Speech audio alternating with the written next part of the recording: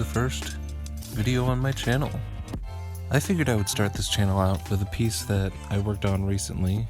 It's a watercolor piece. I've never really done this YouTube thing before, so it's a little weird to talk to a microphone to no one, but I think I'll get the hang of it. For this first video, I'd like to just jump right into explaining my method and the materials that I use. My method is a little different from some of the more classically trained people that you'll probably see on YouTube. I honestly have never taken a painting class, I don't think. I took classes in high school, so I didn't really get much actual training other than maybe my advanced art class. So if you see me doing weird things or unusual techniques that you've never really seen professional people do before, it's because I've never truly been trained on how to do any of these things, and I've just kind of figured out in my own time and in my own way how to create art, and if that bothers you, I'm sorry. Recently I've been in a bit of a art block, which is kind of the reason I wanted to start this YouTube channel, to force myself to do more art and get my work out there. That'll be a topic for another video in the future that I really want to talk about. I really want to talk how I personally get through art block and see if that relates to anyone else out there. But anyways, getting back to my process. So usually I start out by creating my actual palette of colors. In this case, I am working with Cotton Watercolors by Winsor & Newton. And then both the palette and the other watercolors that don't seem to have a name were given to me by my parents. And I really have to give credit to my parents, because this Christmas they really just hauled out and got me both a 7-foot art easel and a tabletop art easel, which is where I've been storing all of my watercolor things because I've had no place to store all my materials.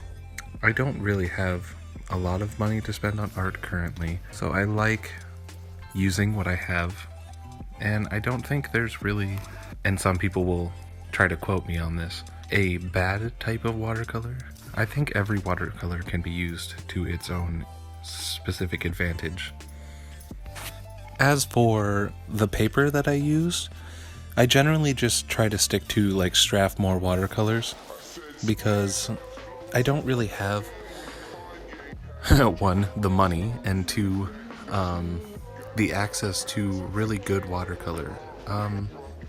When I was in high school, I used to have a lot of access to that because my teacher used to buy me and my best friend watercolor online that we would get 1 or 2 days before the project was done, and we would have to scramble really fast to get it done, stay after class, stay late. And I really do want to get back into like hot press versus cold press paper. I really want to get back into the difference.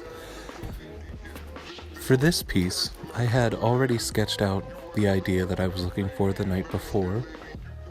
My ideas for paintings usually come sporadically, and I try to attempt to draw them in my sketchbook, which is usually a rough thumbnail and not ever really a full idea.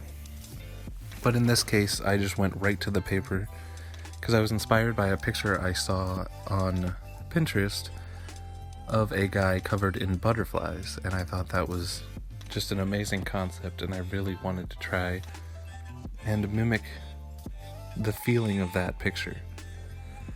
The picture originally had a bunch of warm tones, and that's why I thought the first colors would be perfect, but I ended up not liking those, seeing as my favorite color is personally purple, and I love incorporating it into paintings.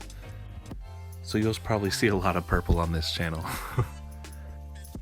As you can see, I usually always start with the face. My favorite thing in the world is to start with this general skin tone, and then move through the ears and the nose, and then work my way to the eyes of the portrait, which will be worked on quite a bit because I think the eyes are the best part of most portraits. They really make or break the painting, in my opinion.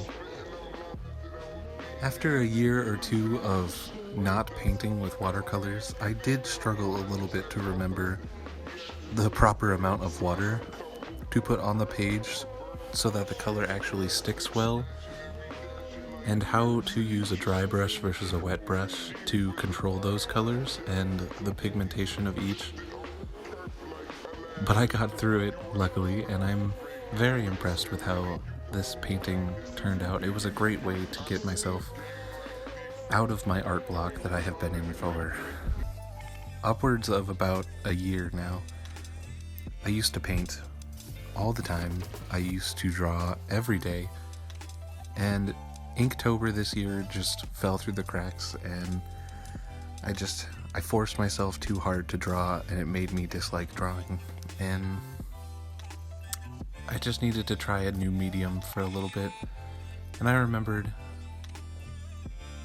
and I found a bunch of old paintings I did from when I was really young, and just the experimentation with colors that I did at even a young age was something I needed to get back into. I love watercolor.